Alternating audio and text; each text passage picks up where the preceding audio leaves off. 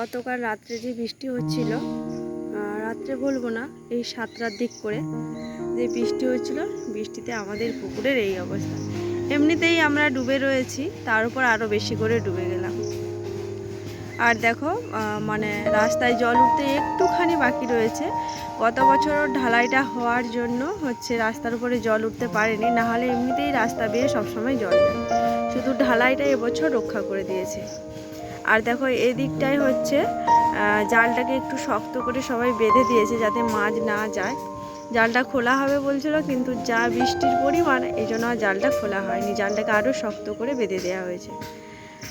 তো যাই হোক, চলো, অনেকক্ষণ তো ক্যামেরার পেছনে কথা বললাম, এবার একটুখানি ক্যামেরার সামনে আসা যাক। শুভ সকাল আমার প্রিয় বন্ধুরা, তোমরা সকলে কেমন আছো? আশা করছি যে যেখান থেকে আমার ভিডিওটা দেখছো তোমরা সকলে খুব ভালো আছো আর সুস্থ আছো। আর আমিও কিন্তু তোমাদের ভালোবাসায় অনেক অনেক ভালো আছি। মেদিনীপুর জেলার ছোট্ট একটি গ্রাম থেকে আমি মৌসুমি, আমার মৌসুমি ব্লগ চ্যানেলে তোমাদের সবাইকে অনেক স্বাগত আর অনেক ভালোবাসা জানিয়ে আজকে এখন থেকে একটি নতুন ভিডিও শুরু করলাম।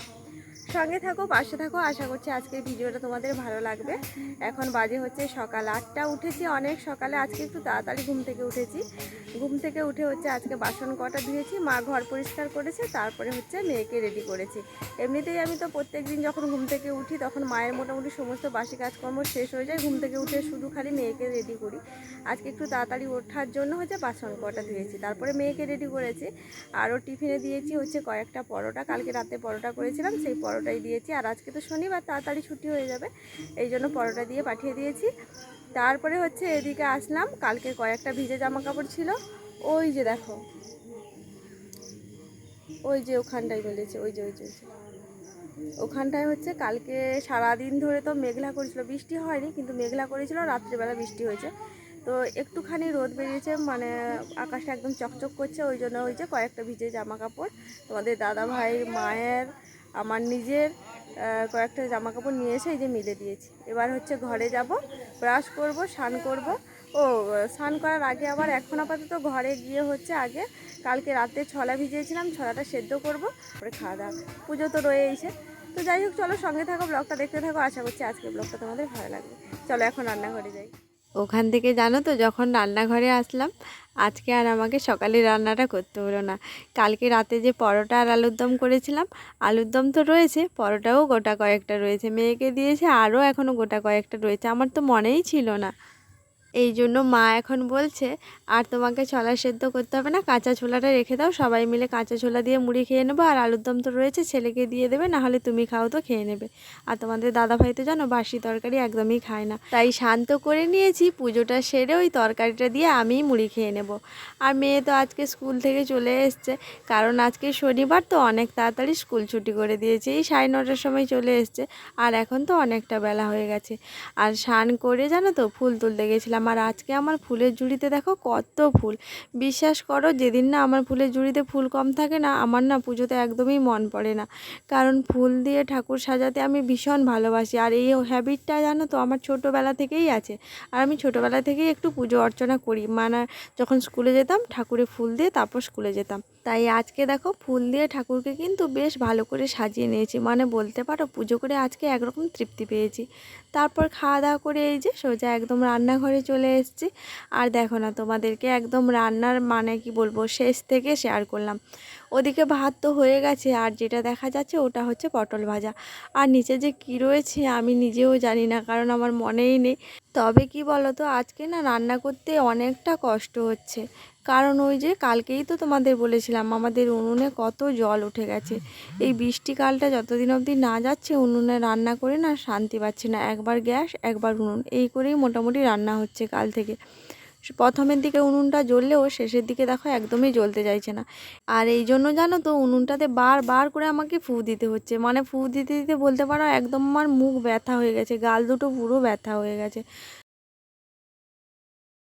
রান্না করতে করতে এত পরিমাণে ধোঁয়া হচ্ছিল কি বলবো, ভিডিওটা পুরো বন্ধ করে দিয়েছিলাম। তারপর রান্না বান্না শেষ করে উনুনটাকে ভালো করে পরিষ্কার করে নিয়েছি। তারপরে দেখো আগে এই জ্বালানিগুলোর ব্যবস্থা করছি, কারণ এগুলো একটুখানি স্যাঁতস্যাঁতে টাইপের ছিল বলে কিছুতেই জ্বলছিল না। এই জন্য গরম উনুনের উপরে দেখো এইভাবে রেখে দিলে কী হয় জানো তো, উনুনে মানে জ্বালানিটা অনেকটা শুকনো হয়ে যায় আর বেশ গরম থাকে, মানে কালকে রান্না করতে আর সমস্যা হবে না। এই জন্য যতগুলো জ্বালানি ছিল সব কিন্তু উনুনের উপর রেখে দিয়েছি। এবার হচ্ছে রান্নাঘরটাকে একটু পরিষ্কার করে ঝাঁটিয়ে নেব। তারপরে তো রয়েছে পুকুর ঘাটে বাসনপত্র, যত জিনিসে রান্না বান্না করেছিলাম সব কিন্তু পুকুরে ডোবানো হয়ে আছে। আগে রান্নাঘরটা পরিষ্কার করি, তারপর যাব।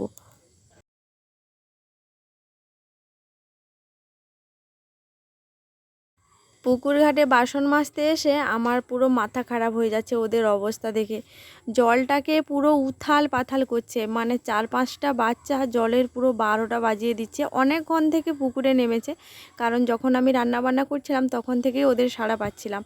যখনই এরা পুকুরে নামবে তখনই মানে কি বলবো, 1-1.5 ঘন্টার কমে ওরা পুকুর থেকে উঠবেই না। আর আমাদের পুকুরটা একদম ওদের বাড়ির কাছে বলে তাড়াতাড়ি করে চলে আসে। আর ওদের পুকুরটা না একটু বেশি গভীর, আর আমাদের পুকুরটা এতটাও গভীর নেই। আর আমরা সবাই তো এই পুকুরটাতে ব্যবহার করি, আর সবারই চোখ পড়ে এই পুকুরটাতে, মানে কারোর কিছু হলে মোটামুটি আমরা দেখতে পাবো। আর ওদের বাড়ির পুকুরটা একদম ভেতরে, তো পেছন সাইডে কেউ ওখানে স্নান করতে যায় না। এই জন্য সব বাচ্চাগুলো, আমার বাচ্চা তো রয়েছে আর পাড়ার যত বাচ্চা সব এসে আমাদের পুকুরে উৎপাত। দেখো শান্ত করছে, কিন্তু ওদের বদমাইশিটা শুধু দেখো একবার, কিছুতেই থামছে না। শুধু মানে এদিক থেকে ওদিকে একবার ঝাঁপ মারছে আর ওদিক থেকে এদিকে একবার ঝাঁপ মারছে, এই করছে। মানে জুতোটাও রাস্তায় রাখছে না, দেখো জুতোটাও ফেলে দিচ্ছে, জুতোটাকে এইভাবে ছুঁড়ে দূরের দিকে ফেলে দিচ্ছে, তারপর সাঁতার কেটে কেটে গিয়ে জুতো নিয়ে আসছে। বিশ্বাস করো আমরাও ছোটোবেলায় বদমাশ করতাম, তবে এদের মতো বোধহয় ছিলাম না। মানে এরা নিচের মাটি ওপরের দিকে তুলে দিবে, এই রকম একটা ব্যাপার। তো যাই হোক, বাচ্চা বদমাইশি করছে দেখে দেখো বাচ্চার মাও চলে এসছে ডাকতে। আমি এত করে বলছি, ওর মা এসে এতবার করে ডাকছে, কিন্তু কেউ কারোর কথা শুনতে নারাজ। তো যাই হোক, কড়াটা তো আমার মাজা হয়ে গেছে। তারপর দেখো ধুয়ে নিয়েছি। এবার হচ্ছে যে ঢাকনাটা ছিল ওটাও মেজে নিয়েছি, তারপর ধুয়ে নিয়েছি। সবার শেষে খুন্তিটা মেজে নিলাম, তারপর ধুয়ে নিয়েছি। আর দেখো এই কাজটা করলে হাত এত পরিমাণে কালি হয়, মানে হাঁড়ি মাজলে বোধহয় এতটা কালি হয় না হাত, কড়া মাজলে যেভাবে কালি হয়। ওই জন্য সাবান দিয়ে হাতটা ধুয়ে নিয়েছি। তারপরে এবার বাড়ি যাব। আর এখানটা এত স্লিপ করেছে দেখো, পাটা পুরো পিছলাতে পিছলাতে আমি রয়ে গেছি। তো যাই হোক, বাসন কটা মেজে নিয়ে তারপরে দেখো এই যে খেতে বসে গেছি আমি, তোমাদের দাদা ভাই আর মেয়ে। মা বাবা পরে খাবে, আমি যেহেতু মেয়ের নাচের ক্লাস রয়েছে এই জন্য তাড়াহুড়ো করে আগে খেয়ে নিচ্ছি।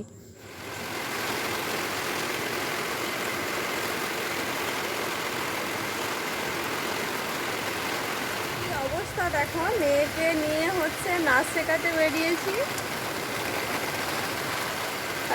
কটা বাজে এখন? 2:28, 2:15-তে ঘর থেকে বেরিয়েছি। ঘর থেকে বেরিয়ে মানে আমাদের ভেতরের রাস্তাটা ছাড়িয়ে, মানে কি বলবো, মেন রোডে আর কি এটাকে বলে, মানে আমাদের ভেতরের রাস্তা পেরিয়ে পুরো বড় রাস্তায় উঠেছি। বৃষ্টি শুরু হয়ে গেছে।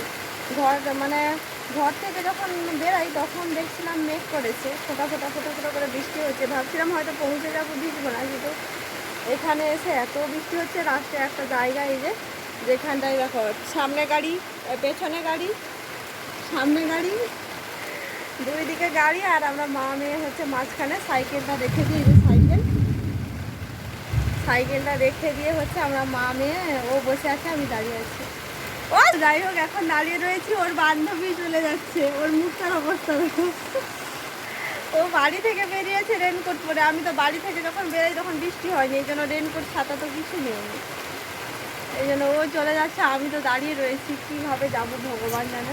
চলো পাহাড়ে চলে ভিজবো না, ভিজে যাবো। এইরকম বৃষ্টিতে যায় নাকি? গিয়ে নাচতে পারবি না জামা ভিজে গেলে? আবার এসে আজকে একটুখানি বাজারে যাওয়ার কথা আছে, দেখা যাক। অনেক দিন পর ভাবলাম পুজোর কেনাকাটা করতে বেরাবো। ভগবান আমার কপালে মনে হয় এবছর আর সুখ রাখেনি। বৃষ্টিটা একটুখানি কমছে, যদি কমে যায় বেরিয়ে যাবো।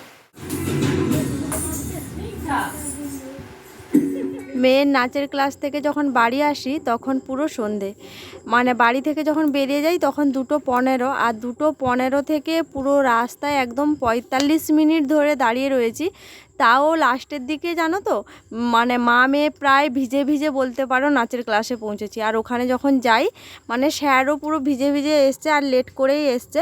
ওখানে পুরো 3:05 গিয়ে ঢুকেছি, 45 মিনিট মতো পুরো রাস্তাতে দাঁড়িয়েছিলাম। তারপরে নাচ শেষ হওয়ার পর আবারও বৃষ্টি হচ্ছিল। এই করতে করতে ওখান থেকে বেরিয়েছি পুরো 4:30টার সময় ওখান থেকে বেরিয়েছি, আর বাড়ি এসেছি তো 5টার সময়। আর বাড়ি আসার পর দেখলাম তোমাদের দাদাভাইও দোকানে যায়নি আর বাবাও দোকানে যায়নি, কারণ বৃষ্টির জন্য কেউই দোকান যেতে পারেনি। আজকে শনিবার হাট রয়েছে, তাও দেখো কেউ দোকান যেতে পারেনি। তারপরে বাবা দোকান গেল সাইকেলে করে, আর তোমাদের দাদাভাই রয়েছে, সে একটু লেট করেই যাবে। তো এখন হচ্ছে বিছানাটা আগে পেতে নিচ্ছি। জানো তো এই বেডশিটটা অনলাইনে মিশো থেকে নিয়েছিলাম, আর ভীষণ পরিমাণে একটা বাজে গন্ধ ছাড়ছিল বলে কালকে হচ্ছে সাবান দিয়ে কেচে দিয়েছিলাম। তারপর 2 দিন ধরে মোটামুটি বেডশিটটা শুকিয়েছে, আর শুকিয়ে যাওয়ার পরে এই যে বেডশিটটা ভালো করে পেতে নিচ্ছি। আর আমার একার পক্ষে এই বেডশিটটা পাতা সম্ভব ছিল না, তাই তোমার দাদাভাই আর আমি দুজনে মিলে হচ্ছে বেডশিটটাকে পেতে নিয়েছি। সঙ্গে দেখো আমার মেয়েও হেল্প করছে। বেডশিটটা তো পেতে নিয়েছি, কিন্তু এখন মানে সমস্যায় পড়েছি হচ্ছে বালিশের কভার নিয়ে। আমাদের বালিশ ছোট হয়ে গেছে আর কভার বড় হয়ে গেছে, এই জন্য তোমাদের দাদাভাইকে বলছি বড় করে 2টো বালিশ নেব। আসলে বালিশগুলো আমাদের বড়ই ছিল, মানে এত বড়ই ছিল, ছোট করতে গিয়ে আবার এত ছোট হয়ে গেছে, এখন দেখো কভার বড় হয়ে গেছে, এই রকম একটা ব্যাপার।